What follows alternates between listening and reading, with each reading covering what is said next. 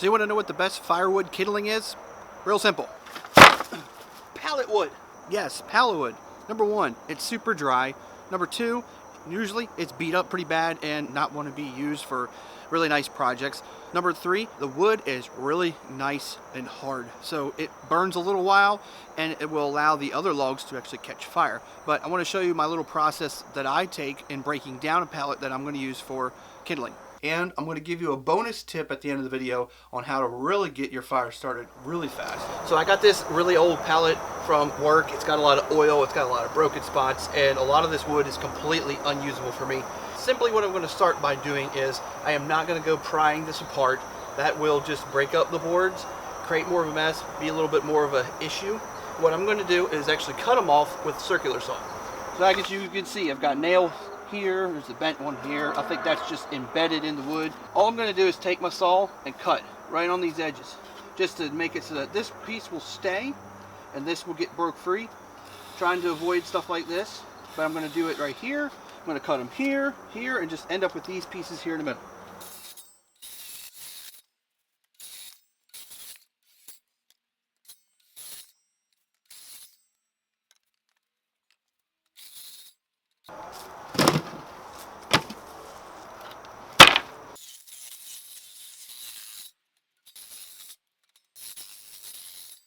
Alright, so what we have left now are these three pieces.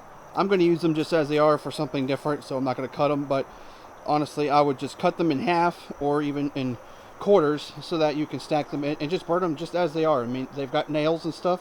Nails aren't going to be a problem, especially if you're in an outdoor space. Just let it go in your fire pit, but you can use that as firewood. But got this pile here of kindling, and I could start with it just like that, but I'm going to take it a step further, but we're going to go down to my workshop and I'll show you what I mean. Okay, so I've got all the boards and I've got my kindling box. This is a box I actually made in a whole nother video, so if you're interested in what this is and how I made it, go check out that video. So essentially what I've done is I've got this box that I like to house all of my really small kindling in. This is old pallet wood. So all I'm going to do with this stuff here is just kind of roughly line it all up, and then I'm going to measure 8 inches.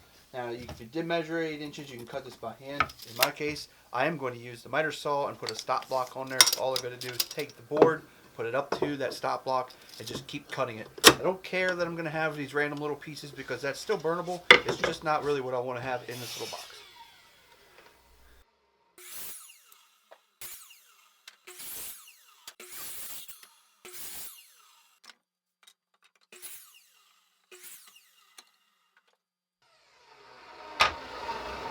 Alright, here's the next step, and it's the funnest part, and it requires a hatchet. So all of these 8-inch pieces are ready to go. Okay, so this part is where I kind of get some headphones on and just have fun with this. But I find myself a good workspace. I've got my wood here. I've got my box here. I like to have all the wood going this way. And this part of my workbench is a very solid part. This is hollow. It's hollow. This has some uprights. But basically, if you have a solid workbench or a log you want to do this, I used to do this on the floor, but I'm older now. I don't want to do that. So this works better. Wear some gloves, protective gear, PPE is very important. And simply what you're going to do, being very careful, taking this, holding it up close. Do not hold it out here. That's going to give way too much action and you're going to be potentially hurting yourself. But hold it up here. Take this and keeping your fingers away from it, just see that? That's what we want.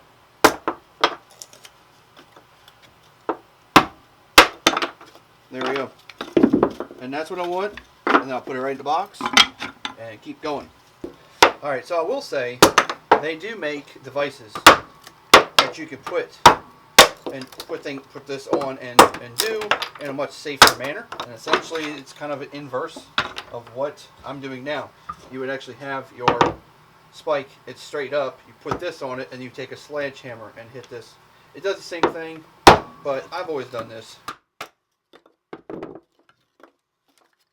Okay guys, that's pretty much the video. I'm going to keep on doing this thing, but as I promised, I wanted to share with you a really quick tip. It's kind of my fire starter hack. So you just saw me cut up all of these little pieces of wood, but what I like to do with a good bit, many of them, is I go to Lowe's or Home Depot, buy one of these paint cans. It's empty. Was never any paint in it. Stick these things in there, and then fill it with kerosene up to about there.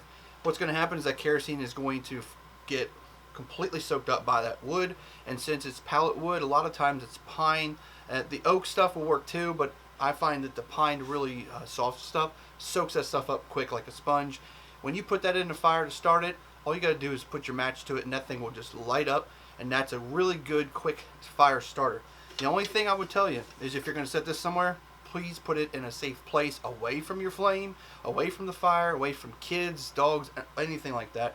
And also, if you've got a piece leaning out like this, don't let it touch a wall, because this will actually transfer to that wall, and then you'll never be able to get that smell out. It won't be good. So that's another quick hack, quick tip. If you enjoyed this video, please give me a thumbs up. Please leave a comment below if there's anything maybe you want to add to what I was talking about. And if you haven't already subscribed, please consider subscribing to the channel. But thank you for watching this one. I'll see you next time right here in the workshop.